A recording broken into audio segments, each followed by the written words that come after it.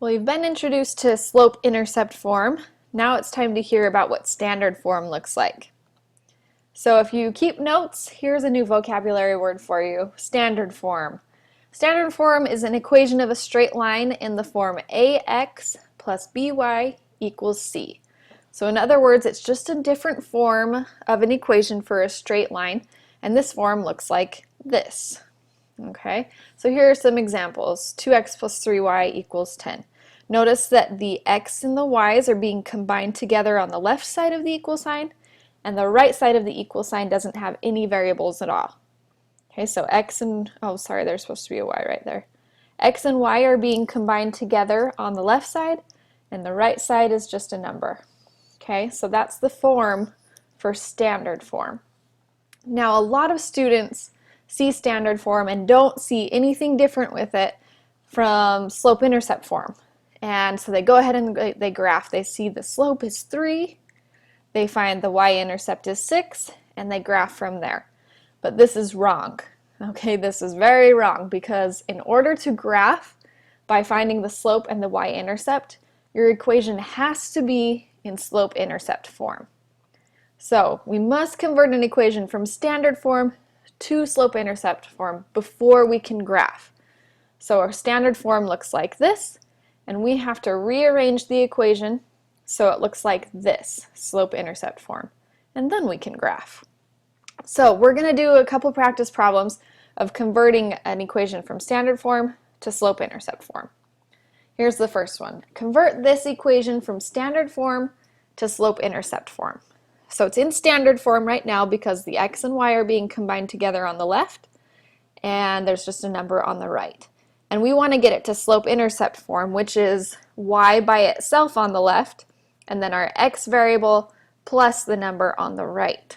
So we need to get y by itself. That's kind of the key here, is we want y by itself on the left side. So if we want y by itself, this 3x has got to go. So how do I get rid of 3x? What's the 0 pair with 3x?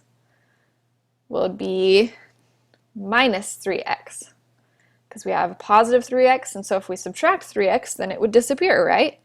Okay, do the same thing on both sides to keep it all balanced.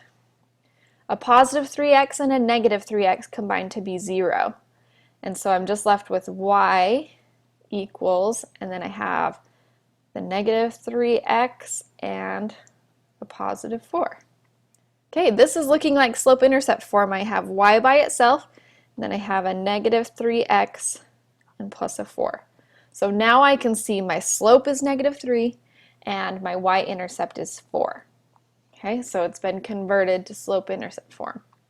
Let's do another practice problem. Convert this equation from standard form to slope-intercept form. So once again, our goal here is to get y by itself on the left side of the equal sign. So the first thing that's got to go is this negative 2x. What's the 0 pair with a negative 2x? Plus 2x. So I'm going to add 2x on both sides to keep it balanced. A negative 2x and a positive 2x combine to be 0. And so I'm just left with 2y equals 2x plus 10. Okay, now I've almost got y by itself. I have 2 y's though. I just want one y. So to get rid of this 2, I need to divide this into 2 groups. And so this side gets divided into 2 groups as well. Okay, 2 divided by 2 is 1, so there's my 1 y's. And then I have to do 2 divided by 2 is 1, so there's 1x, and 10 divided by 2 is 5. So I did 2 divided by 2 and 10 divided by 2, and came up with x plus 5.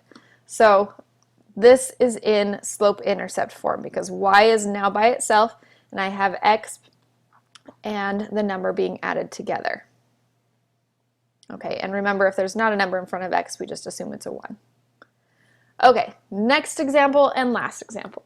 Convert this equation from standard form to slope-intercept form. So we need to get y by itself, so we'll start by moving the x term. So what's the 0 pair with 3x? Negative 3x. So subtract 3x on the other side to keep it balanced. A positive 3x and negative 3x combine to be 0, and I still have a minus y equals negative 3x minus 5. Okay, it's almost looking like slope-intercept form, except for this little negative sign in front of the y. The negative has got to go. It's just got to be a positive y. So in order to get rid of this negative sign, remember it's negative 1y. If there's not a number there, we just assume there's a 1. So we're going to divide both sides by negative 1 to get rid of this negative sign. Okay, negative 1 divided by negative 1 is positive 1. So that's where I get my positive y. And then I do a negative 3 divided by negative 1. That's a positive 3x. Check that with a calculator if you need help with those signs. And then a negative 5 divided by a negative 1 is a positive 5. Now this is looking like slope-intercept form. We have y by itself, and then we have 3x plus 5. So this is in slope-intercept form. And now once it's in slope-intercept form, I can graph. And that's what the next lesson video is going to be all about.